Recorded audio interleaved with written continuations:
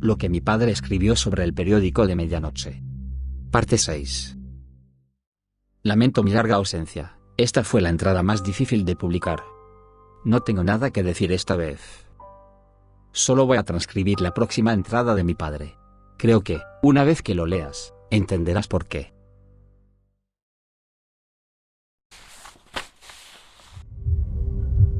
Fue un despertar lento y doloroso. Una brasa de dolor ardía en la parte posterior de mi cabeza, palpitando de vez en cuando para recordarme lo que había sucedido en el motel. Mi cuerpo se sentía muy lejos, como si hubiera kilómetros entre mi cabeza y mis brazos y piernas. Todo se ralentizó, cada reacción, cada sentimiento, hasta que abrí mis ojos. Una vez que lo hice, llegué a una conclusión horrible. Sabía lo que estaba mirando. Nuestra sala de estar. Nuestra casa.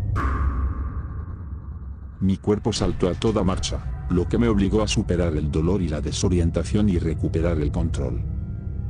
Traté de ponerme de pie, pero fue solo entonces cuando me di cuenta de que, de hecho, estaba sentado. Algo me ataba las muñecas y las sujetaba a la espalda. Mis tobillos estaban atados a las patas de la silla, con tanta fuerza que no podía sentir mis pies. Estar atado a una silla que mis padres nos habían regalado a tu madre y a mí para nuestra boda, en nuestra propia casa, agitó la ira dentro de mí a proporciones que nunca creí posibles. Mi corazón latía con fuerza, avivando el dolor ardiente en la parte posterior de mi cabeza. Sentí que no podía enojarme más. Luego me di la vuelta y te vi. Estabas atado, sentado en una silla de comedor que era tan grande que tenían que dejarte las piernas desatadas. Tenías los ojos cerrados y estabas hundido, con la cabeza colgando de forma antinatural. Traté de llamarte y fue entonces cuando me di cuenta de que había algo envuelto alrededor de mi boca, dando vueltas alrededor de la parte posterior de mi cabeza varias veces. Cinta adhesiva, probablemente del mismo tipo que usaron para atarme las muñecas y los tobillos. Probablemente sacado de nuestro garaje. Malditos bastardos. Justo cuando el rostro de Chuck cruzó por mi mente, recordándome a quien tenía que agradecer por nuestra situación actual, el mismo imbécil caminó frente a mí. Saludó, casi en tono de disculpa. Forcejeé contra la silla, tratando de salir de las ataduras y estrangularlo. Pero mis brazos estaban envueltos con demasiada fuerza. Tan fuerte, de hecho, que el entumecimiento en mis manos y pies estaba teñido con picos de dolor helado y hirviente. La circulación se había cortado. ¿Cuánto tiempo había estado fuera? Tenía que haber sido al menos 1 hora, tal vez 2. Lancé una mirada a tus pequeñas manos. Eran de un rojo tan profundo que era casi púrpura. Podías sufrir daños en los nervios. Podías perder una mano o ambas. Todo porque nuestros vecinos se habían rebajado tanto como para atar a un niño inconsciente de 10 años a una silla. Me volví para mirar a Chuck, asegurándome de que mis ojos transmitieran el odio que se abría paso por mis venas.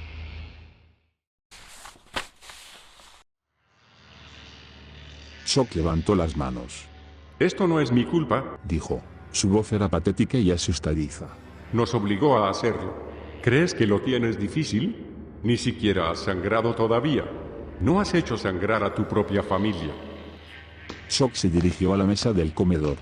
Lo seguí con la vista, muy consciente del hecho de que tenía un cuchillo en una de sus manos. Casi me atraganté con mi propia saliva cuando lo vi. Allí, en la mesa junto a una caja de herramientas y varios rollos de cinta adhesiva. Había un juego de mesa blanco. Adivina. Había 2 piezas en el tablero y 3 fuera de él, caídas como reyes rendidos en el ajedrez. Estaba bastante seguro de que Chuck tenía 3 hijos. No puedo volver a tomar mi turno hasta que mi esposa regrese. Murmuró Chuck, sin darse la vuelta. Créeme, si pudiera hacer que esto fuera más rápido, lo haría. Casi llego a la meta. Oh, casi lo olvido. Chuck ignoró mis preguntas ahogadas y salió de la habitación. Lancé otra mirada a tus manos. Ya estaban moradas. Por el dolor podía sentir como mis manos lucían igual que las tuyas. Escuché los gruñidos de Chuck antes de verlo caminar de regreso a la habitación. Conocía ese sonido, el sonido que hace alguien cuando lleva algo pesado. Entonces lo vi, una superficie de vidrio que captaba la luz. Había un marco de plástico negro a su alrededor, así como una ranura lo suficientemente grande como para insertar un VHS en nuestro televisor. Lo dejó frente a mí, dejándolo desenchufado. Ahora esperamos, dijo Chuck, caminando hacia la mesa del comedor.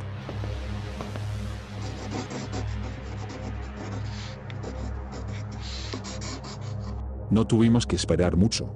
Quizás 10 minutos después, el revelador pop de un televisor encendido sonó. Un destello blanco atravesó la pantalla y una imagen empezó a aparecer. Era un hombre vestido con un traje gris y sentado detrás de un enorme escritorio. Detrás de él había un fondo oscuro con un letrero iluminado. En el segundo que lo leí, me quedé sin aliento. Decía, "Unius". Bienvenidos y buenas noches. Dijo el presentador. Su voz era suave, carismática y entusiasta. Sonrió mientras hablaba. Esta noche continuamos con nuestra cobertura de la vida de una esposa y madre aparentemente normal.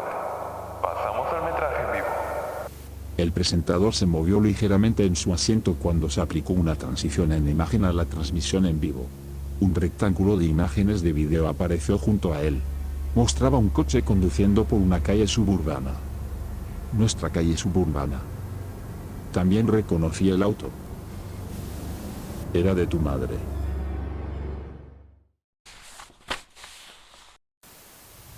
Estamos recibiendo informes de que en este momento la señora Lily está de camino a su casa. No conduce el coche, sino que está tumbada en el asiento trasero, con las manos atadas a la espalda. El presentador sonrió después de eso como si estuviera transmitiendo agradablemente una buena noticia. A través de la pantalla de televisión, vi cómo el coche avanzaba por mi propia entrada. Mi corazón latía cada vez más rápido, sabiendo que tu madre estaba en el asiento trasero, sabiendo que sus manos estaban atadas, sabiendo que pronto se uniría a nosotros para lo que sea que estos psicópatas hubieran planeado. Se abrió la puerta principal y el presentador volvió a hablar. Según nuestras fuentes, la señora entró en la habitación. Tal como decía la voz en la televisión, tu madre entró en la habitación. Mi querida Lily. Todavía tenía las manos atadas a la espalda y la boca cerrada con cinta adhesiva. Una mirada a sus ojos fue todo lo que necesité. Estaban anchos, llenos de lágrimas y disparaban nerviosamente entre tú y yo. Empecé a sollozar. La esposa de Chuck estaba detrás de Lily, empujándola suavemente. Le faltaba la nariz, en su lugar había solo una herida abierta. Había heridas similares a esa, en sus brazos y piernas, como si alguien le hubiera hecho daño con un cuchillo al azar. No había nada en sus manos, ni pistola, ni cuchillo. Entonces, ¿por qué tu madre estaba de acuerdo con esto? Las autoridades creen que la secuencia de eventos se desarrolló de la siguiente manera. Dijo el presentador, con un inconfundible tinte de alegría en su voz. La señora caminó hacia la cocina, abrió el cajón superior y sacó el cuchillo más grande. Los ojos de Lily se agrandaron. Conocía esa mirada, la había visto en la guerra, pero nunca la había visto en ella.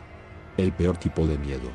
No miedo a los demás, no miedo a lo que pueda sucederte, sino miedo a lo que le pueda pasar a alguien que te importa. Luego comenzó a caminar, casi con indiferencia, hacia la cocina.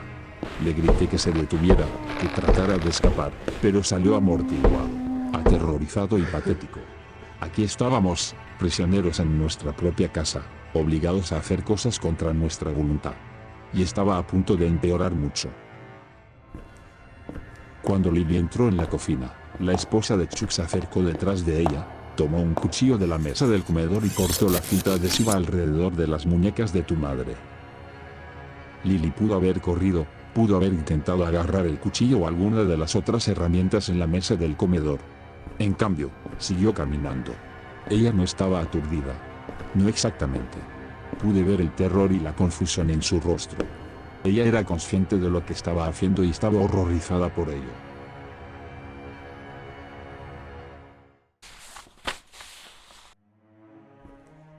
Lily se acercó al cajón donde guardamos los cuchillos.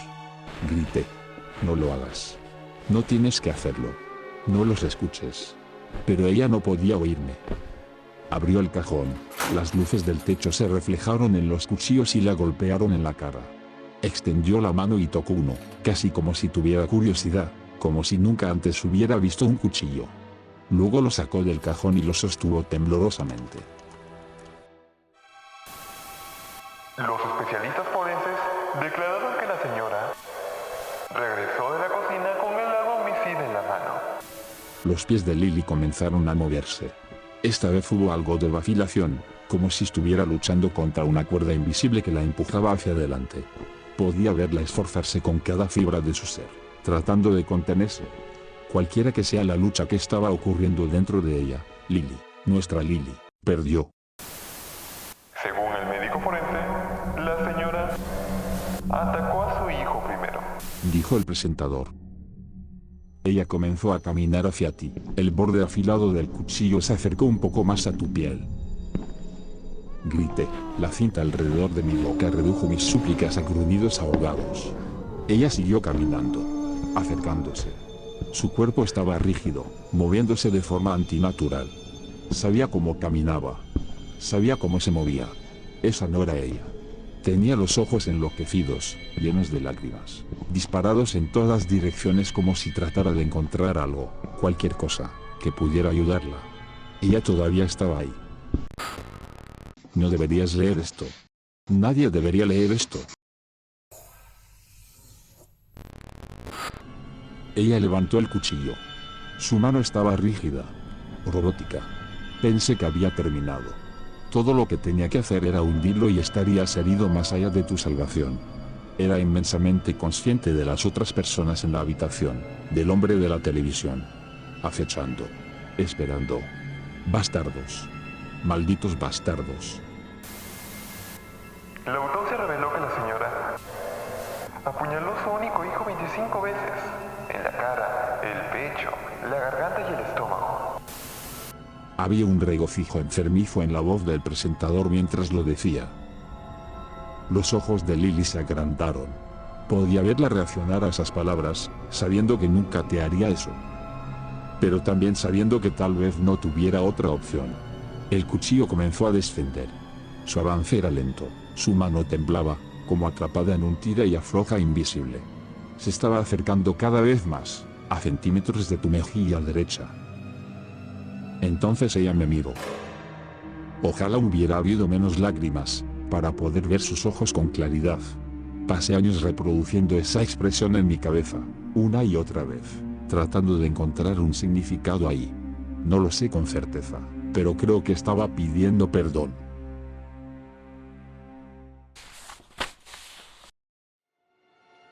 Por favor, no leas esto. Por favor, no lo hagas.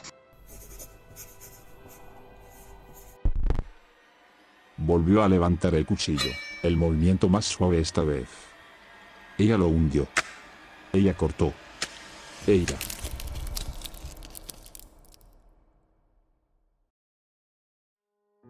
Si lo que leímos en el artículo era cierto, News de alguna manera pudo hacer que la gente hiciera cosas que de otra manera nunca hubieran soñado hacer.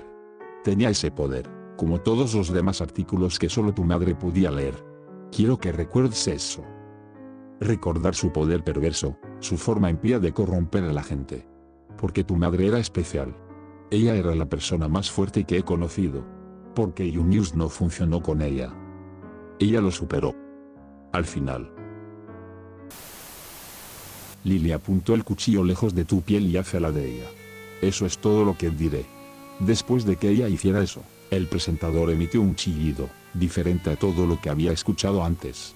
Era como el loco gorjeo que podría emitir una radio si la sumergiera bajo el agua. Luego se fue.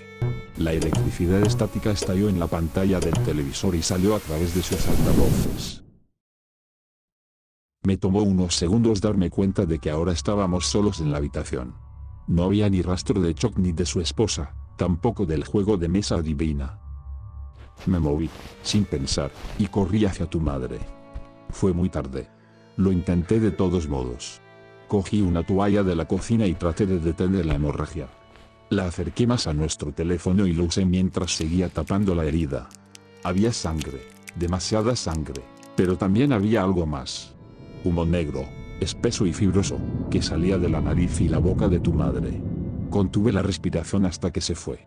Esperaba que no respiraras nada de eso. No se me ocurrió, hasta días después, que las cuerdas que nos ataban a ti y a mí a las sillas habían desaparecido junto con Chuck y su esposa. Te despertaste cuando los paramédicos estaban cargando a tu madre en la parte trasera de la ambulancia. Intentaste correr hacia ella, pero te detuve. Forcejeaste, me pateaste, me mordiste, pero te mantuve en tu lugar. No sé si debería haberlo hecho. No sé si eso te hizo odiarme más o menos. No tengo nada más que escribir. Estoy sin palabras.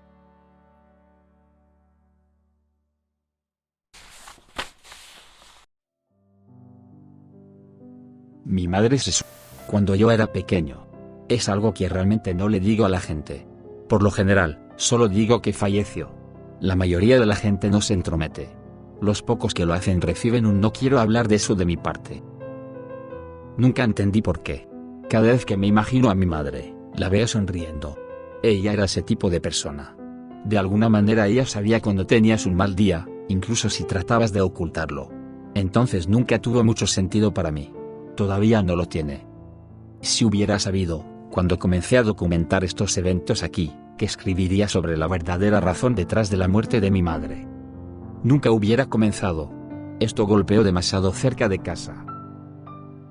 El hecho de que ella no quisiera, de que lo hizo para salvarme, lo hace peor. Todavía lo estoy procesando. La parte difícil está terminada, la parte que he estado temiendo desde que leí esta entrada por primera vez. Bueno, una de las partes difíciles de todos modos. Gracias por quedarte, volveré a publicar pronto, o, tal vez, ya no lo haga.